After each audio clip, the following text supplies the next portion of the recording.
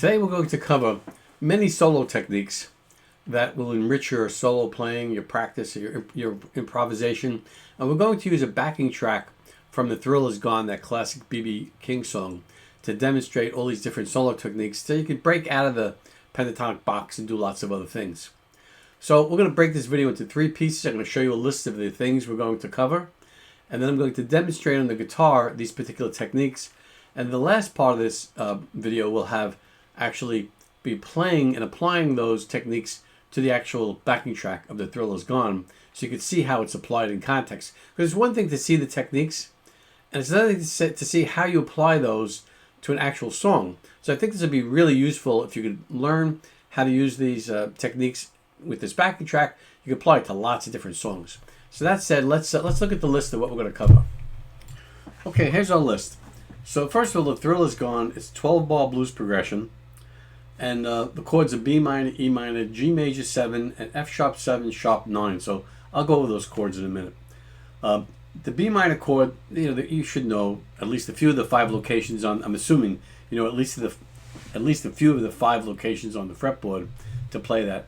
And when the B minor chord comes around, we're going to look at a couple of things. One, playing the pentatonic. I mean, you almost can't go wrong playing the pentatonic with this backing track when the B minor chord comes up.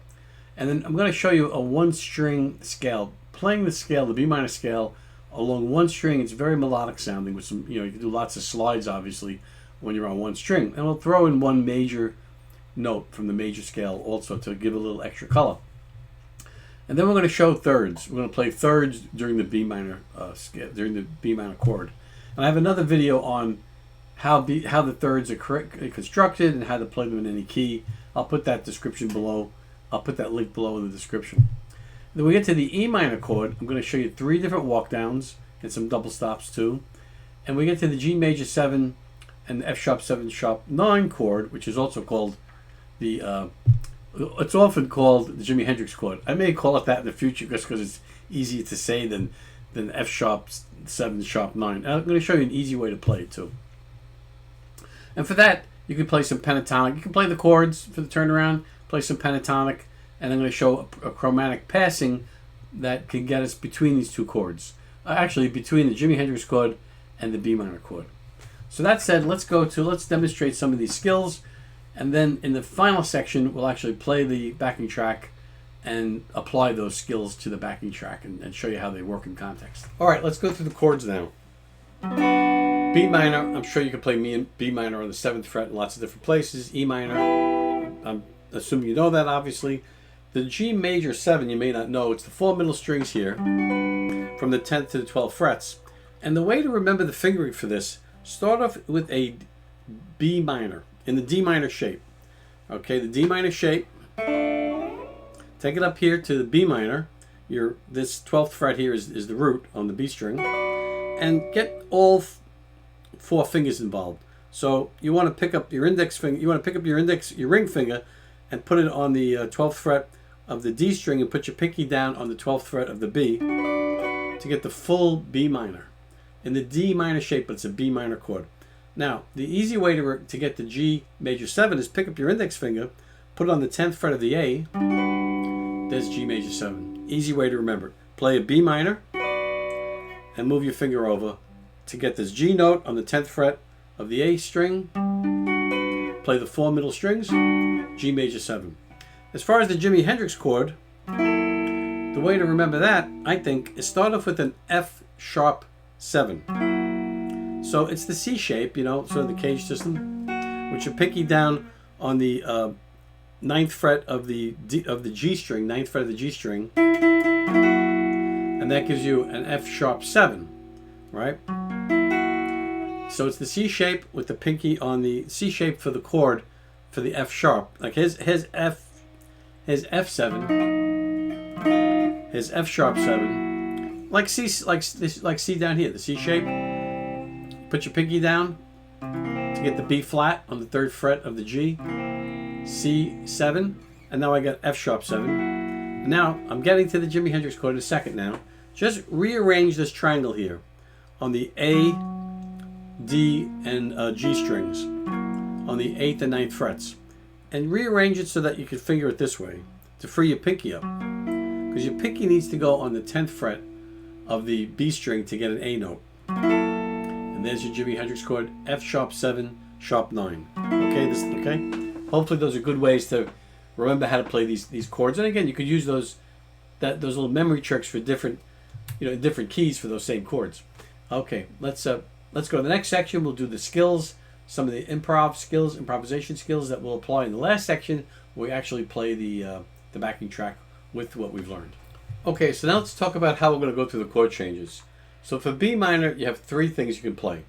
Of course, you can play the chord in different places. That changes things up a little bit too. But first of all, you can play the B minor pentatonic. You can't go wrong with that. Whatever you're comfortable with.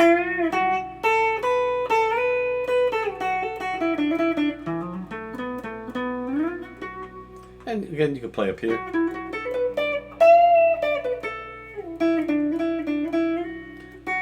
And now I'm going to grab a couple of major notes.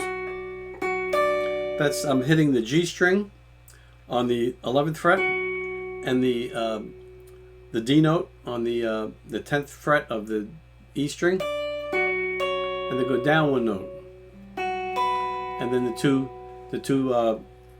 notes on the 7th fret.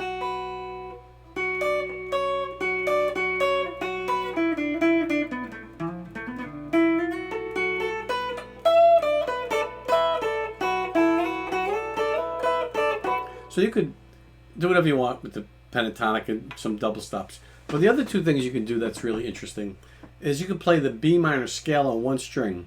And because it's all on 1 string, you could slide up a lot. And it gets very melodic. So I am going to add this other note here, this G sharp, which is not in the minor scale, but in the major scale, just to add some color. But when the B minor chord comes around, you could do this 1 string sliding scale kind of thing.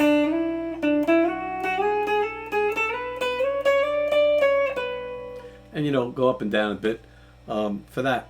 So that's another technique. And the third technique you can do when the B minor chord comes up is thirds. And I'll put a link in the description below. I have a whole video on how thirds are calculated and how to find them and how to apply that sort of calculations to any key. But for this demonstration, I'm assuming you know that, or you could go look that video up and watch it. But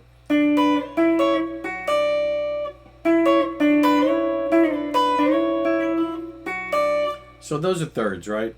So I got the 2 strings, the G and the E, at the 7th fret, at the 9th fret, again, just those 2, and then at the B at the 10th, and the G at the 11th.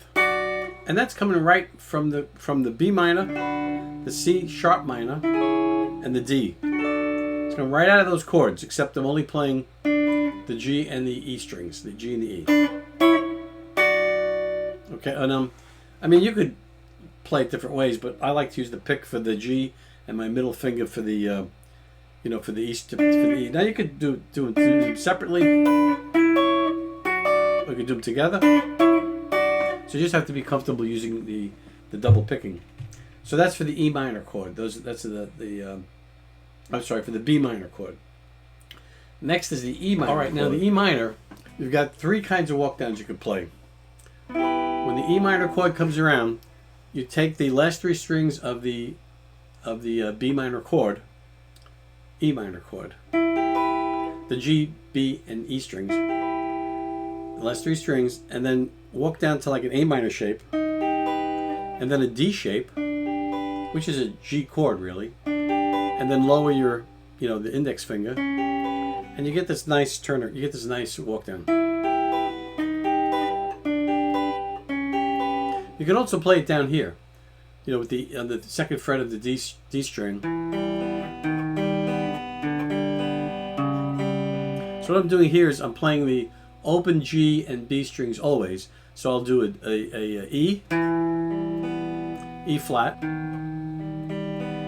F sharp, which is the 4th fret of the A string, and again the 2 open strings. And I think you have to be a little bit careful because the open strings ring very loudly, so I would go easier on those.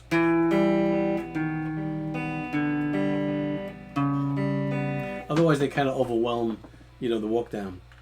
And then the third walk down is, again, go back to that E minor shape, the 3 strings, and just take your pinky. So you got 3 ways to do a little walk down. And then you've got some double stops. You could take the, again, just these 2 fingers here, the middle and the ring finger from the shape of the E minor, and slide it up. And then you can even grab these 2, your pinky and your ring finger can grab the 12th fret of the G and the B strings, and then resolve on the B minor. So when the E minor is up,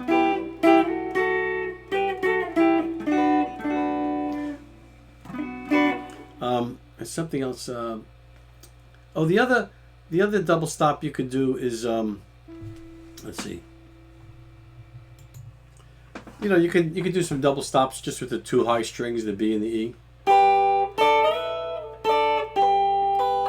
and then when the B minor comes around, you resolve to B minor. So those are the 2 chords. The last turnaround, the last piece, let's do that next.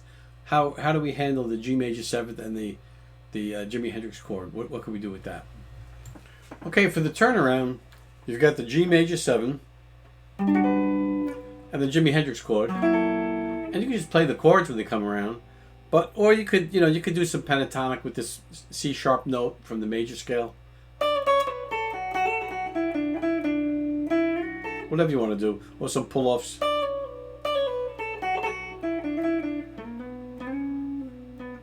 Now, that's for the G major 7. Either play the chord or do some whatever you're comfortable with B minor pentatonic. When the Jimi Hendrix chord comes around, you either play the chord or this A sharp. Just play that note when the Jimi Hendrix chord comes around, and then slide up to the B when the B minor chord comes in. So you get this kind of chromatic effect, going from the Jimi Hendrix chord, the F sharp 7 sharp 9. You might be able to hear that. Okay, so let's actually put this all together, play the backing track, and see how it all sounds in context. Okay, we'll get the backing track going in a second and see how this all applies. I will just mention that you'll see me hammer on between 7 and 9 on the G and the B, because the backing track does that, so I'm just following along. And I'm going to hit some notes that are in the major scale, the G sharp and the C sharp at the 9th fret, and up here, the C sharp and the G sharp past the 12. It just adds some color. I'll try not to talk too much and mess up while I'm playing, but I'll try to talk a little bit and explain what's happening. So let's get it started. Okay, B minor. And I'll probably play pentatonic straight through for the first B minor and E minor, and then when the chords change, we'll use different techniques.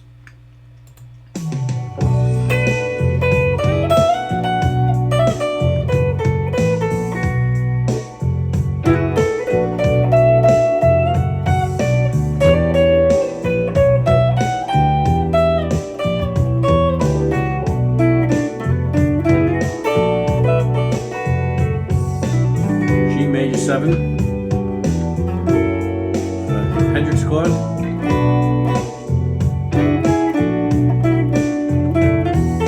Let's do some thirds.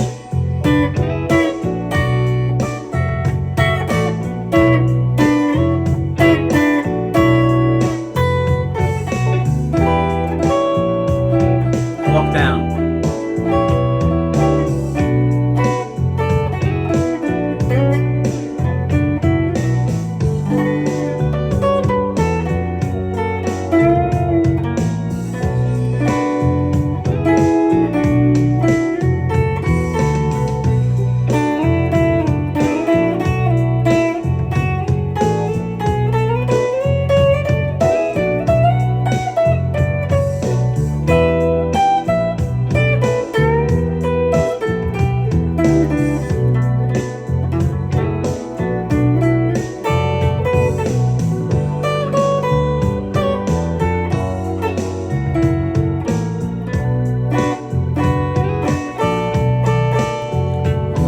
this walk down sounds. I don't think I did this. Oh, when the E minor comes up. Let's get the E minor.